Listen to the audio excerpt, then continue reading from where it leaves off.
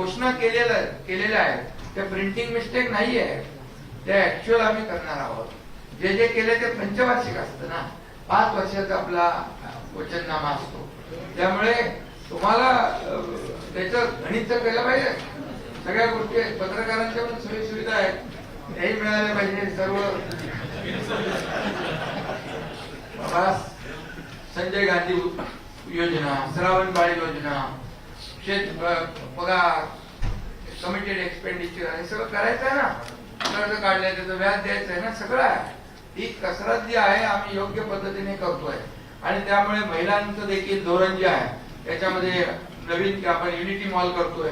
म्हणजे महिलांना फक्त आम्ही 1500 रुपये देऊन थांबलो नाही, तर त्यांना लखपती करायचं आहे, ते देखील आम्ही करतोय.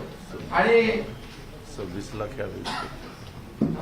यावेळेस 26 लाख महिला लखपती करण्याचा 26 लाख महिला लखपती करण्याचा, जसं प्रधानमंत्री मोदी साहेबांनी लखपती दिदी, ड्रोन दिदी, त्यांनी देखील उज्ज्वला योजना, जनधन योजना, अशा अनेक योजना, महिलांना आत्मसन्मान, महिलांना आत्मनिर्भर करण्याचं जे त्यांचं संकल्पना आहे त्याच्यात आम्ही योगदान देतो. जसं शेतकऱ्यांना देखील नमो सन्मान शेतकरी योजना ते आम्ही केल्या आम्ही ना. आतापर्यंत कधी सततच्या पावसामुळे नुकसान दिलं जात नव्हतं, आम्ही दिलं, देतोय, पुढेही देतोय, देत राहणार. त्यामुळे शेतकरी, महिला आणि मला वाटतं सगळेच, कुठला विभाग असा बाकी ठेवला नाही. सार्वजनिक बांधकाम असेल, परिवहन असेल, नगर विकास असेल, बंदरे असेल, ग्राम विकास, ग्रामीण आणि शहरी, मी सगळं काय बोलत नाहीये. दिव्यांगांसाठी आम्ही हे करतोय, गृहनिर्माण विभागासाठी आम्ही हे करतोय. आणि हे सगळं जे आहे याच्यामध्ये खूप मोठ्या प्रमाणावर सर्व सेक्टरमध्ये आम्ही हे केलेलं आहे की प्रत्येकाला न्याय मिळाला पाहिजे आणि सगळ्यांनाच एक मेन स्ट्रीम मध्ये आणलं पाहिजे.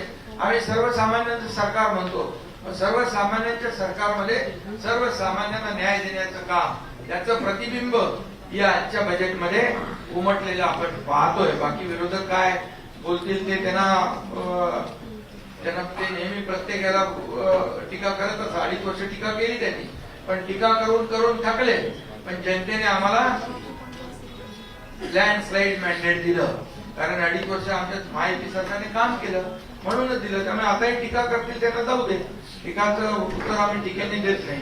परंतु आमचं हे जे काय बजेट आहे ते जमा आणि खर्चाचं बजेट आहे. एवढं सगळं करून आम्ही जे आम्हाला बंधन आहे त्याच्या पुढे नाही गेलो. आपण 25% पेक्षा जास्त आम्ही गेलो नाही आणि FRBMच्या 3% आम्ही पुढे गेलो नाही.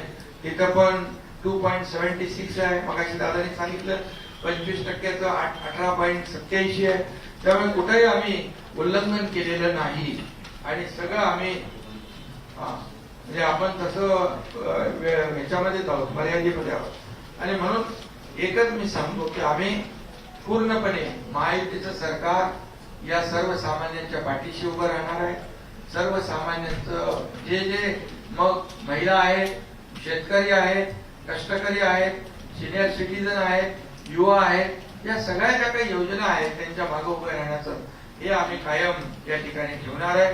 आणि आम्ही तिघं आहोत आणि तिघही भाऊ आमच्या बहिणींच्या मागे कायम उभं राहू अशा प्रकारचं इकडे मी आपल्याला सांगू इच्छितो. त्यामुळे सगळं होईल, काळजी करू नका. आणि त्याचबरोबर काल चॅम्पियन ट्रॉफी देखील आपण जिंकली.